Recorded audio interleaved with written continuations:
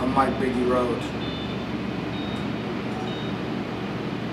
From a very young age, my mom was addicted to drugs, so I was given away from birth.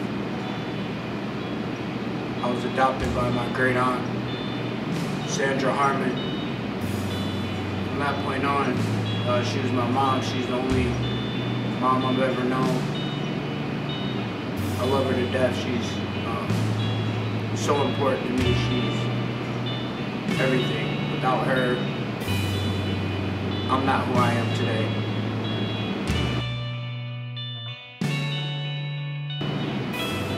But from growing up in pretty rough neighborhoods, violence and those sorts of things being around, I adopted this sense of anger at an early age. It's not the violence that sets man apart. Alright, it is the distance that he is prepared to go. Dad, look at me. We are survivors. We control the fear. And without the fear, we are all as good as dead. Yeah, growing up in the neighborhood that I grew up in, I've had so many friends lose their lives to nonsense, to stuff that doesn't even really matter now when I look back and think about it. So many young lives lost, and I'm thankful every day that I'm not one of them, that I'm not a statistic, that I'm not in jail, I'm not dead. Those are the options growing up where I grew up at in Iowa. A lot of people don't think that it's that bad, but it really is. I have best friends in jail, doing 25 years to life for crimes that, are senseless, stuff that doesn't matter. But in those kind of areas, you only see one way out, or you only see the drug dealers living the good life and having all those things, and it's more of an immediate reach. But Eric Thomas, the hip-hop preacher, came and talked to us. He's a guru, motivational guru. I listen to him all the time. And Duke, my coach, always talked about it, is channeling that dark side to help us in what we do. Stay in the dark so we can perform at our best. Use our past to fuel what we do now in the present. Fight like a younger man. Nothing held back. It was admirable, but mistaken. Oh, you think darkness is your ally? You merely adopted the dark. I was born in it, molded by it.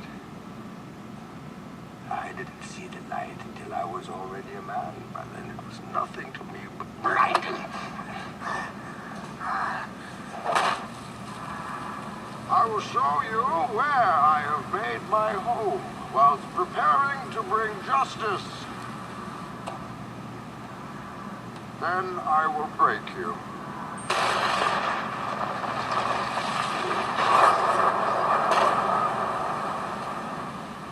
Your precious armory, gratefully accepted.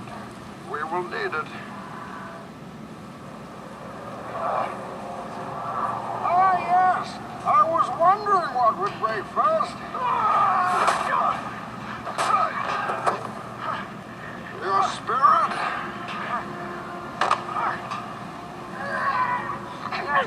Or your money?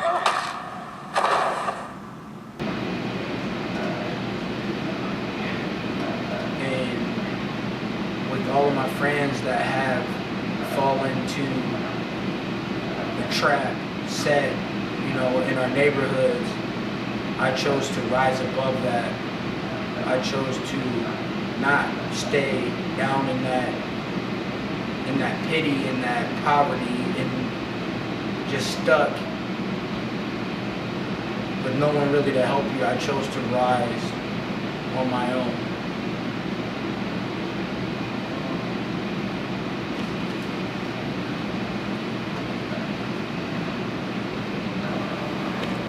What does that mean? Rise.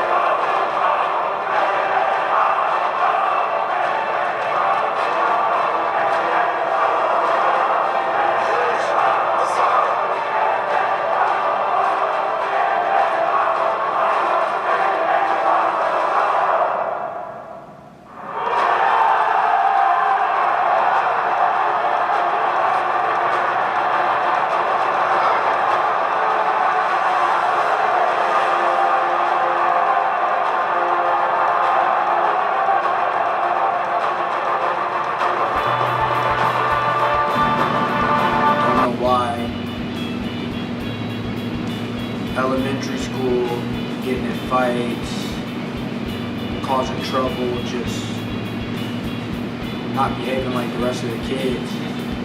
I was always different. In middle school, started to fight. I was stealing things out of stores. I was just all over the place. I didn't know what to do. I was running away from home.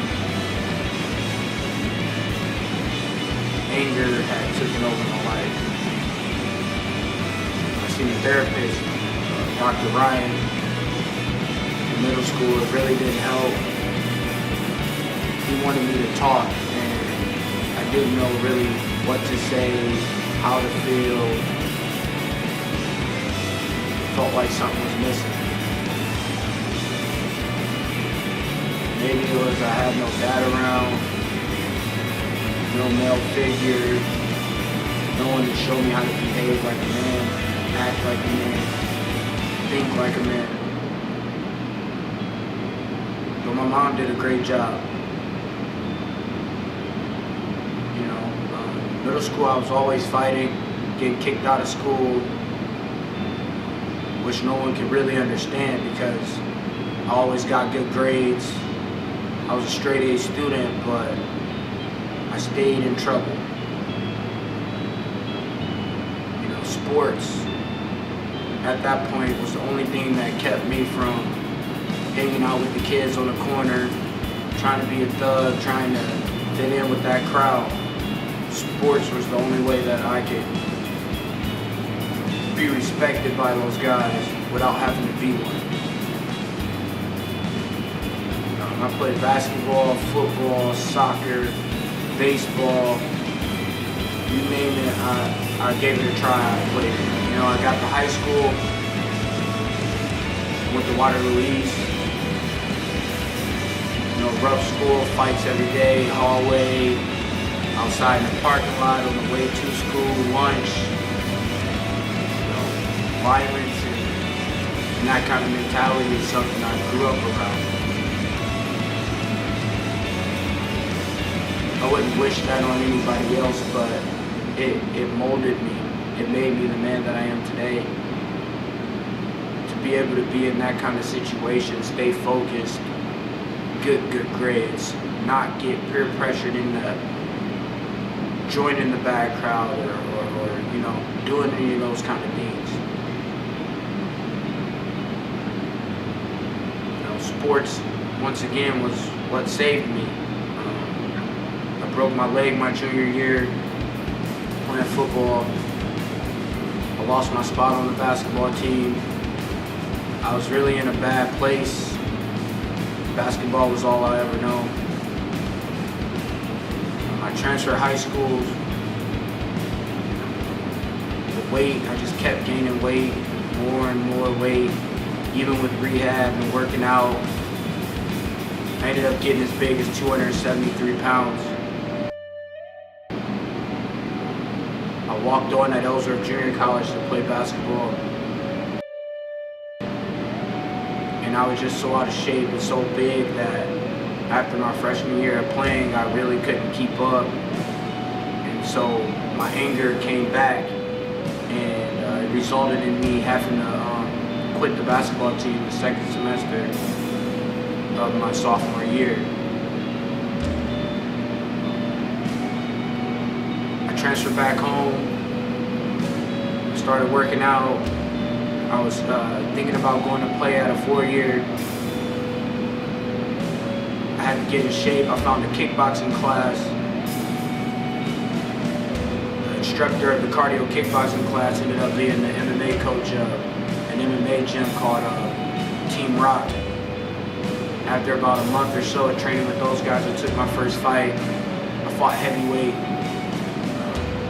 I weighed in at 248 pounds.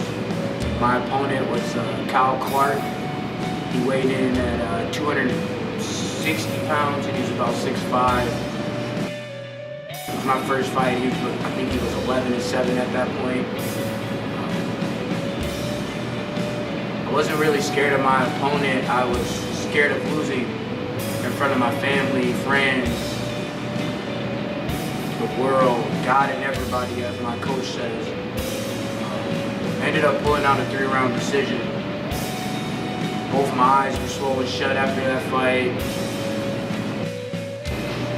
I woke up the next day, I couldn't see. But the only thing I could think about was that feeling of success, getting my hand raised in that cage in front of everybody. It's the most primal sport. 2 men locked in a cage, ready to do whatever it takes to walk out a victor. You know, I decided at that point that I wanted to take fighting serious. I started losing more weight, training harder. I fought at 205, 185. And a year later, I moved to Milwaukee, Wisconsin. I trained at what is known as one of the #1 gyms in the nation, Rufus Sport. I'm coached by, world-renowned kickboxer, Duke Rufus. Our silent and secret weapon, Coach Kush, master of the hook, the punches. I'm 4-0 as a professional. I'm the #1 170-pound fighter in the state of Wisconsin. I'm recognized and known within the states, and my reputation and my pride of me is starting to grow. People are starting to know my name. It's the greatest feeling in the world to be locked in a cage with another man, willing to do whatever it takes to win and come out victorious. But without my team, I'm nothing. I train with the best. I eat, sleep, bleed, sweat, tears, every emotion with the best. So how can I not be a product of the best? Still sharpens steel. And the best attract the best.